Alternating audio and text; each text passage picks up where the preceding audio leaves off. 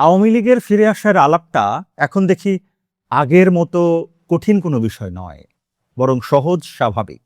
অসংখ্য মানুষের রক্তের উপরে দাঁড়িয়ে যে দল এখন প্রতিদিন নৃত্য করে, যে দলের সমর্থকরা ১৪০০ প্রাণের আত্মত্যাগকে তুচ্ছ তাচ্ছিল্য করে, তাদের এই ফিরে আসার আয়োজন দেখে আমার সত্যি ঘৃণা লাগে।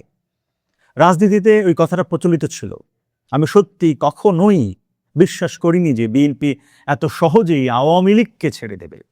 অবশ্য ছেড়ে দেওয়ার প্রশ্ন নয়। আমি ভেবেছিলাম বিচারটা অন্তত ঠিকমতো হবে, কিন্তু আমি আজ কি দেখছি? চোখের সামনে অবাস্তব সব বিষয় যেন জীবন্ত হয়ে উঠেছে। মঙ্গলবার বোধহয় বিএনপি সরকারের জনপ্রিয়তা হারানোর দিনই। এদিন নিয়মিত ব্রিফিং হয়। যিনি মুখপাত্র তাকে আমরা চিনি, তিনি ভালোই কথা বলেন, যুক্তি দিয়েও বলেন, কিন্তু ভাগ্যের একই নির্মম পরিহাস, সেই ডক্টর জাহিদুর রহমান আজ এমন সব কথা বলছেন। অবশ্য চাকরি নিলে নিয়োগকর্তার প্রতিনিধিত্ব বোধহয় করতে হয়, সেটাই তিনি করছেন, মন দিয়েই করছেন। আমরা একে কি বলবো, পতন নাকি উত্থান? সে যাই হোক, এত কম সময়ে এই সিদ্ধান্তটা আমরা নিতে চাই না, সেটা বোধহয় শোভনও হবে না। মঙ্গলবার দুপুরে তথ্য অধিদপ্তরের সম্মেলন কক্ষে এক ব্রিফিংয়ে প্রধানমন্ত্রীর তথ্য এবং সম্প্রচার বিষয়ক উপদেষ্টা ডক্টর জাহিদুর রহমানের সামনে প্রশ্ন ছিল, স্থানীয় সরকার নির্বাচনে সরকার আওয়ামী লীগের নেতাকর্মীদের অংশগ্রহণের সুযোগ দেবে কি না। এই প্রশ্নের উত্তরে উপদেষ্টা বলেন, এক্ষেত্রে কোনো সমস্যা নেই। কেউ যদি নির্বাচনে অংশ নিতে চান, তিনি অংশ নিতে পারবেন, কারণ স্থানীয় সরকার নির্বাচন নির্দলীয়। এখানে কেউ দলের পরিচয় বা দলের পক্ষে প্রচার চালাতে পারবে না। তিনি আরো বলেন, কোনো ব্যক্তির যদি নির্দলীয় প্রার্থী হিসেবে নির্বাচনে অংশ নেন কিন্তু প্রচারণায় আওয়ামী লীগ বা দলীয় বক্তব্য তুলে ধরেন, তাহলে সেটি সমস্যার হবে। তিনি নির্ধারিত যোগ্যতা এবং শর্ত পূরণ করতে পারলে নির্বাচনে অংশগ্রহণ করতে পারবেন। আচ্ছা, তাহলে ইনক্লুসিভ সমাজের ব্যবস্থা হলো, তাই তো ডক্টর জাহিদুর রহমান? যতটুকু বুঝতে পারছি, আওয়ামী লীগের নির্বাচনে অংশ নেয়ার বিষয়টি একজন আপনি সন্তান হারা জুলাইতে যিনি সন্তান হারিয়েছেন সেই বাবা মাকে বলেন তো তিনি কেমন অনুভব করে, ভাবেন তো, একটু বোঝার চেষ্টা করুন, অনুভব করবার চেষ্টা করুন। রাজনৈতিক বিরোধিতার বিষয় নয় এটি। বিষয়টি হলো জুলাইয়ে রক্তের সঙ্গে এক ধরনের বেইমানি। আপনারা যারা এখনো আওয়ামী লীগের একনিষ্ঠ ভক্ত, তারা বলতে পারেন অংশ নিতে দেয়া তো উচিত, জনগণ ডিসাইড করবে, তাদের প্রত্যাখ্যান করুক জনগণ। আমি কিংবা আমরা বলার কে? আমার অবশ্য বলার কেউ বলে মনে করছি। কেন করছি? কারণ আমরা জুলাই ভুলে যাইনি। দুর্ভাগ্যের বিষয় হলো, দেখবেন এই বিষয়টি নিয়ে জামায়াত এবং এনসিপিও তেমন কোনো শোরগোল করবে না, প্রতিক্রিয়া দেখাবে না। এমন রাজনৈতিক ঐক্য খুবই বিরল।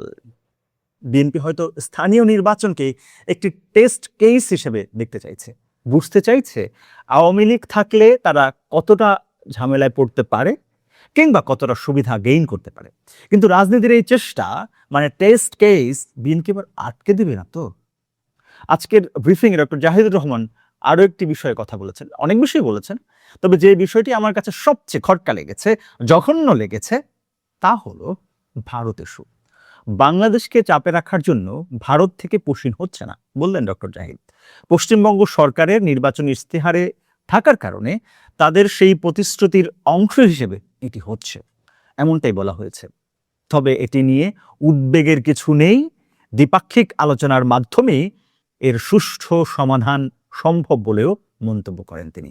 ভাই রে ভাই, ভারতের হয়ে কথা বলতে আপনার অন্তত লজ্জা লাগার কথা ছিল। কেন তারা পুশিন করছে তার ব্যাখ্যা আপনার কাছ থেকে কেন শুনতে হবে আমাদের?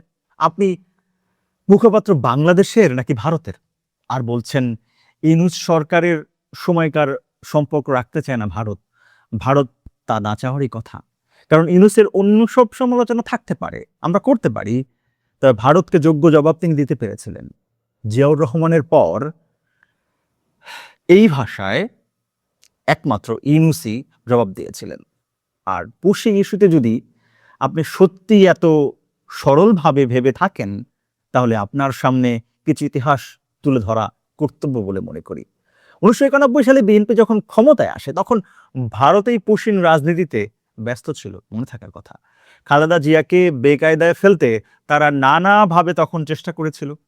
সেই সময়কার পত্রপত্রিকাতে এরকম পূর্ণ বর্ণনা দেয়া আছে। আসলে ভারত সবসময়ই বিএনপির বিরুদ্ধে কাজ করেছে। এখন বলতে পারেন দ্বিপাক্ষিক কূটনীতি নানা বিষয়ে বলে এনে টেনে ভারতের সাথে সম্পর্ক ভালো করতে হবে, এমন কথা বলতে পারেন। কিন্তু 1991 সালের নির্বাচনের মধ্য দিয়ে বাংলাদেশ যখন একটা গণতান্ত্রিক দিকে যাত্রা করেছে, গণতন্ত্রের দিকে, তখন ভারত তো বৃহৎ একটা গণতান্ত্রিক দেশ, তাদের তো উচিত ছিল বাংলাদেশকে সাহায্য করা। কিন্তু আমরা তখন দেখেছি ভারত কিভাবে বাংলাদেশকে চেপে ধরেছিল। ভারতের লক্ষ্যটা ছিল বন্ধুভাবাপন্ন একটি রাজনৈতিক দলকে ক্ষমতায় আনা। তারা পারেনি আওয়ামী লীগ ক্ষমতায় আনতে। তাই বিএনপি যখন গণতান্ত্রিকভাবে নির্বাচিত হয়েছে তখন ভারতের নীতি নির্ধারকদের চোখে বাংলাদেশ অবন্ধুসুলভ হিসেবে চিহ্নিত হয়েছে। তাই প্রথম থেকেই একের পর এক কৌশলের মাধ্যমে ভারত বাংলাদেশ সরকারকে ভীতিগ্রস্ত রেখেছে। এরকমই একটি কৌশলগত তৎপরতা ছিল পুশিং ষড়যন্ত্র। এ ব্যাপারে ভারতীয় নীতি নির্ধারক মহলেও হৃদয়হীন অমানবিকতা, আধিপত্যবাদী মনোভাব, সর্বোপরি ক্ষুদ্র প্রতিবেশী বাংলাদেশকে বেকায়দায় ফেলার নানা ঘটনা নিয়ে 1991, 92, 93 এই বছরগুলোতে প্রচুর প্রতিবেদন বাংলাদেশের গণমাধ্যমে প্রকাশিত হয়। 1992 সালের সাপ্তাহিক খবরের কাগজের একটি বিস্তারিত প্রতিবেদন আমার চোখ আটকে গেছে। সেখানে বলা যে পুশিং টুর্নামেন্ট, বাংলাদেশ বনাম ভারত, আসল রহস্য কি? এই শিরোনামের প্রতিবেদনে ঢাকায় যে বিষয়টি বলা হয়েছে সেখানে হচ্ছে যে একটি শিশুকে পাওয়া গেছে ঢাকাতে এবং তাকে একজন নিয়ে গেছে, সে হিন্দি ভাষায় কথা বলে। পরে সে বলেছে যে ভারতের নিজামুদ্দিন এর পাশে তার বাড়ি এবং সে ভারতেই বাস করে, তাকে এখানে রেখে যাওয়া হয়েছে এবং সে শিশুটি কাঁদছিল। তারপরের ঘটনা আমরা হয়তো জানি না, কিন্তু যে অমানবিকতার গল্প আমরা শুনছি, দেখছি এবং আগের ইতিহাস থেকে ঘেটলে আমরা পাই, তা সত্যি আমাদেরকে বিস্মিত করে। আজকে যখন আবার তারেক রহমান ক্ষমতায়, তখন আবার পুশিনের নাটক আমরা দেখতে পাচ্ছি।